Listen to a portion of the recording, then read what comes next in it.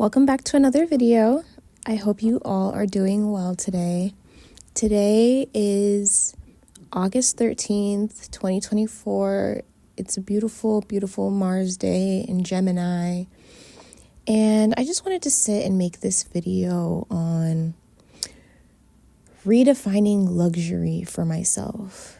And I wanted to introduce this topic by talking about the concept of implanted desires and how social media has the potential to destroy the consciousness, especially with this Pluto in Aquarius transit. So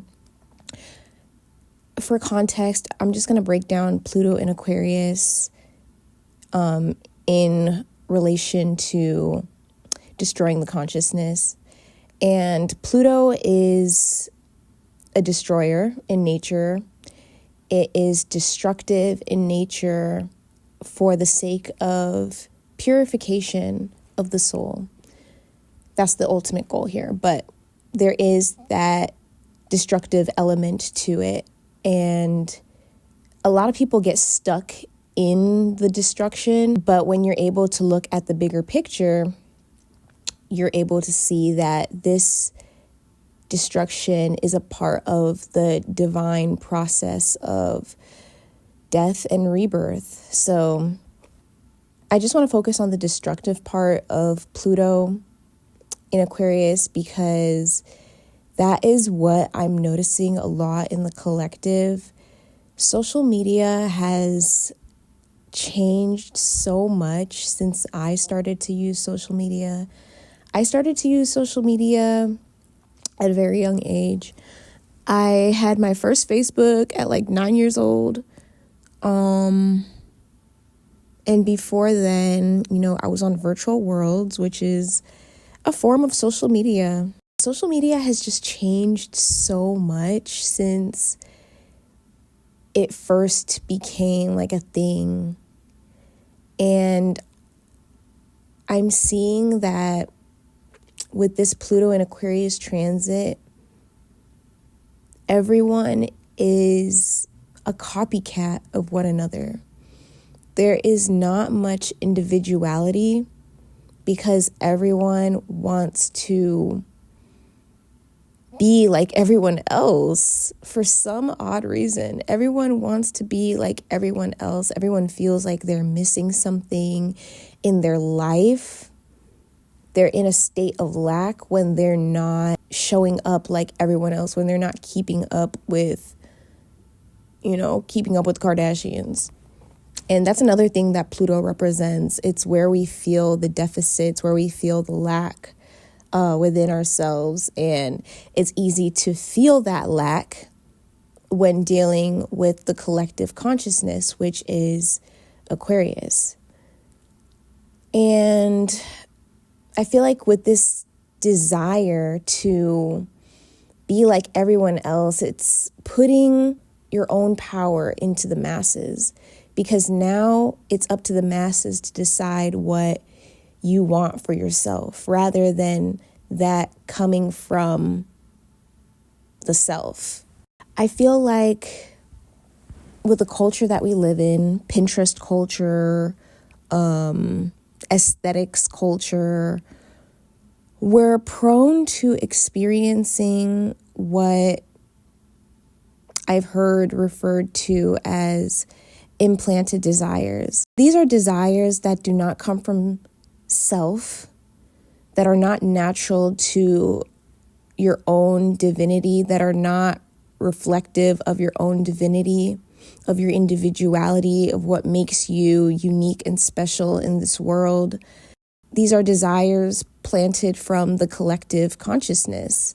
These are desires planted from trends that we see online, desires planted from virality, from TikTok.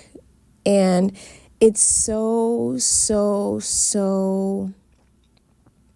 heartbreaking to see everybody turn into a shell of themselves because they're allowing their consciousness to be destroyed by trends, by what is considered to be right or wrong in society. And I too have been a victim of implanted desires. I was a doom scroller. I was a Pinterest girly, heavy, still am low-key, but it was just chasing these desires that had no real depth to them. They just looked cool. They looked cute. It's what is constantly being thrown in my face. So I just assumed that this is what I wanted. It's just this subtle programming that you don't even realize is taking place until you're there and you're like, oh shit, this is not even what I want for myself. And living in the city, I live in downtown Kansas City, and living in the city has been so beautiful.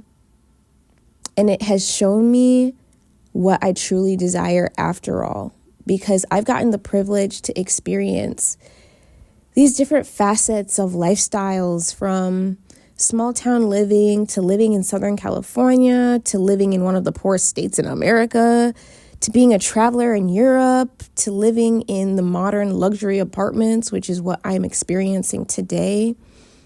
And though they have been beautiful, soul-fulfilling experiences, because I am an alchemist, it has also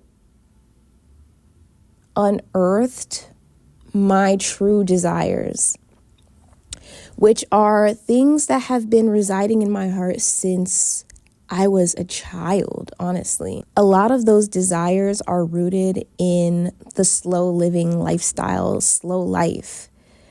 A lot of those desires are where my idea of true luxury resides for me.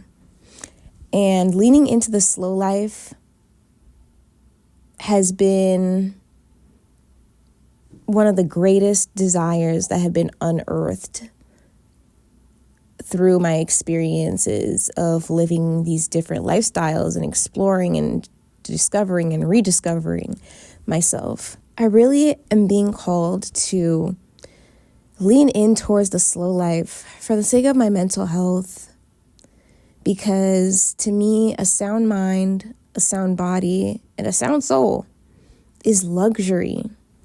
Not being rushed is luxury to me. Moving consciously is luxury. Being surrounded by my favorite elements of nature is luxury. Not clocking into a 9-to-5 is luxury. And to me, slow living equates to freedom, and freedom is the ultimate luxury to me.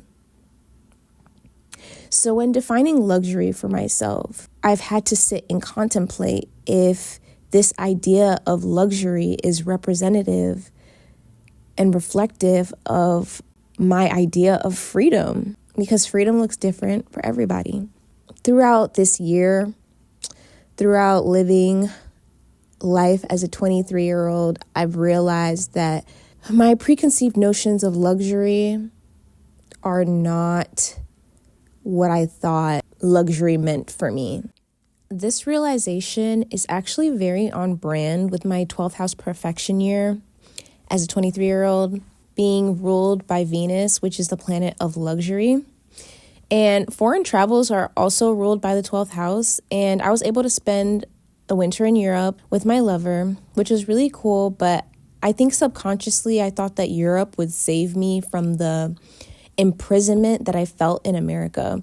And this all stemmed from the implanted desire of living in the dangerously romanticized Europe that we all see being portrayed on social media, like on TikTok and Instagram Reels. And little did I know that the imprisonment that I felt was due to the programmings of my mind and the outdated ways of being and doing that I've adopted living in the thick of the Western world. Without the freeing of my mind, I was going to attract experiences that still made me feel trapped, no matter where I ran to. And on top of that, it's not these countries that are going to rescue and free you. European countries are just as much of an op as America is, if not worse, because the programming is more subtle, in my opinion, because, they have all of the romantic elements to like mask the sinister programming that's going on out there. Seeking luxury for myself required me to take matters into my own hands. It started with me having to be accountable and facing the truth, which is that what I had previously defined as luxury wasn't luxury to me. The luxurious experience that were cultivated while I was in Europe came from forming new connections with locals and indulging in the culture from their perspective rather than being focused on all the touristy shit, the nightlife, and, living off of my TikTok curated itinerary. And that's essentially what slow living is about. It's about being intimate with the experience of living, conscious indulgence through the senses, which requires one to take it slow in order to be able to do that wholeheartedly. I feel like being able to recognize slow living as luxury to me has been a gateway and a portal to freedom, to sovereignty for me. I've always known that I was going to live a life of luxury. I mean, I'm a Leo with a Taurus moon. It's just a given. And I'm so glad that my vision for that is only getting more clear and reflective of my true self, because I really do deserve to live a life worth living. We all do. I hope that you are inspired to define luxury for yourself, and I hope that you give yourself permission to step away from what you thought was luxury and go out and explore and discover what luxury means for you, because all these other versions of luxury are not sustainable.